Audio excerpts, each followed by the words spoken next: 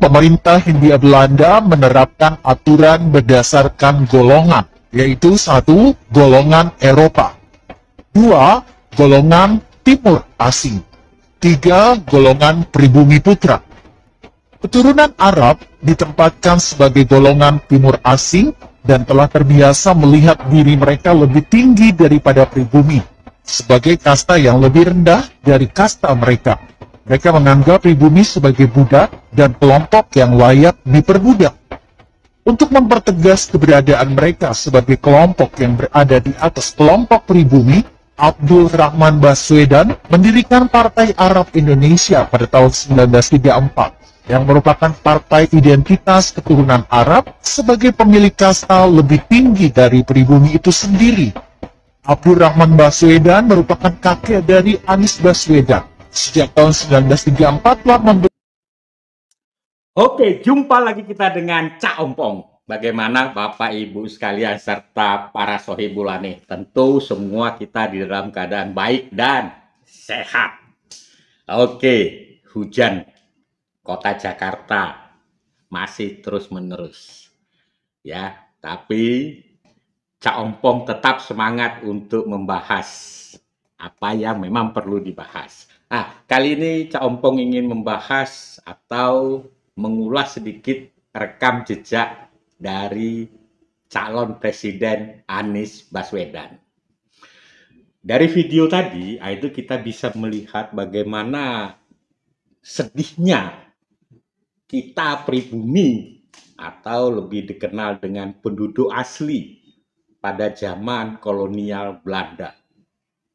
Bagaimana tidak sedih kita dimasukkan dalam kaum budak kasta paling bawah. Ya, seperti kita lihat tadi, ya kasta paling tinggi adalah kaum Eropa atau lebih kita mengenalnya saat ini kaum bule. Ya, kasta yang kedua yaitu keturunan atau bangsa dari Arab maupun Cina. Nah, kita pribumi itu masuk dalam ya kaum budak. Sedih mendengarnya ya saat itu. Kaum budak itu adalah kaum yang paling tidak terhormat lah. Ya. Masuk dalam kategori pribumi atau penduduk asli. Pertanyaannya, definisinya penduduk asli itu apa sih? Nah, yaitu adalah penduduk atau suku-suku yang berasal dari pulau atau kepulauan yang ada di Nusantara. Jadi seperti saya ini dari Batak, Anda dari Jawa, dari Ambon, dari Manado, dari Sunda, ya, Papua, Bugis, Anda itu masuk penduduk asli atau kaum pribumi. Ya, itu menurut pembagian pada saat kolonial Belanda zaman itu. 17 Agustus 1945, kita bangsa Indonesia memerdekakan diri. Artinya apa?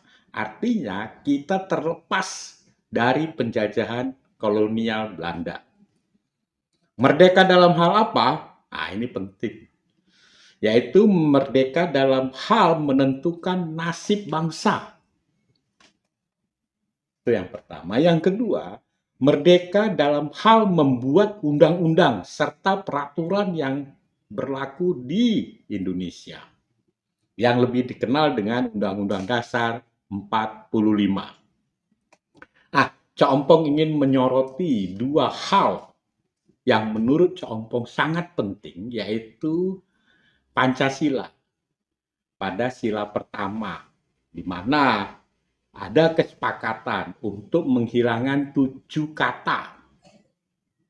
Ya, agar apa? Agar ya Indonesia Timur, Indonesia Tengah, Indonesia Barat itu tidak terpecah oleh karena 7 kata dalam sila pertama Pancasila.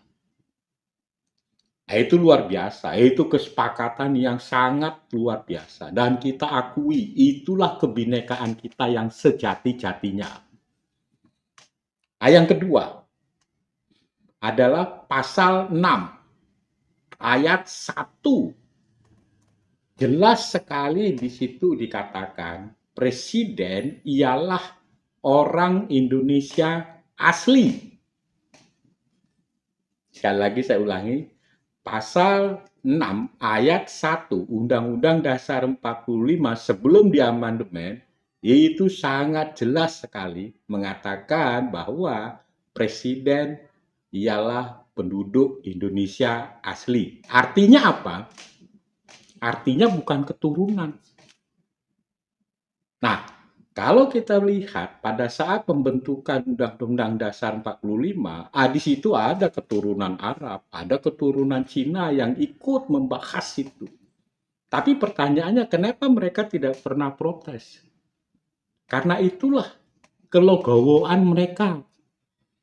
Bahwa bangsa Indonesia ini, yaitu pribumi tadi, itulah merdeka semerdeka-merdekanya. Ya, jadi kemerdekaan yang sejati-jatinya merdeka, yaitu menentukan nasib bangsa dan membuat Undang-Undang Dasar 45. Nah, itu kita bisa lihat dalam dua yang sudah Cak Ompong bahas tadi. Bagaimana sila pertama Pancasila, yaitu kesepakatan yang kita harus acungi jempol.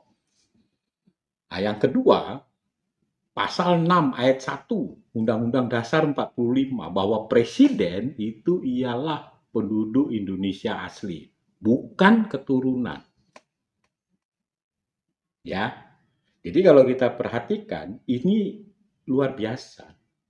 Nah, pertanyaannya, kenapa pasal 6 ayat 1 Undang-Undang Dasar 45 itu berubah? Nah, ini jadi rancu, ya.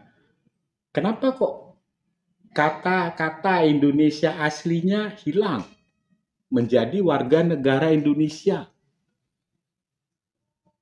Nah, inilah yang membuat ya Anies Baswedan yang sebagai bukan orang pribumi seperti dalam video tadi ikut mencalonkan diri sebagai calon presiden.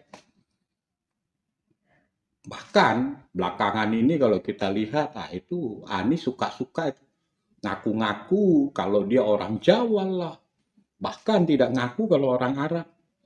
Kadang orang Jawa Barat lah, orang Kuningan lah, dan lain sebagainya. Padahal dalam video pembukaan tadi jelas silsilahnya seorang Anies Baswedan. Oke. Sekarang Cak Ompong masuk kepada kenapa presiden itu harus penduduk Indonesia asli, bukan keturunan. Ini sangat penting.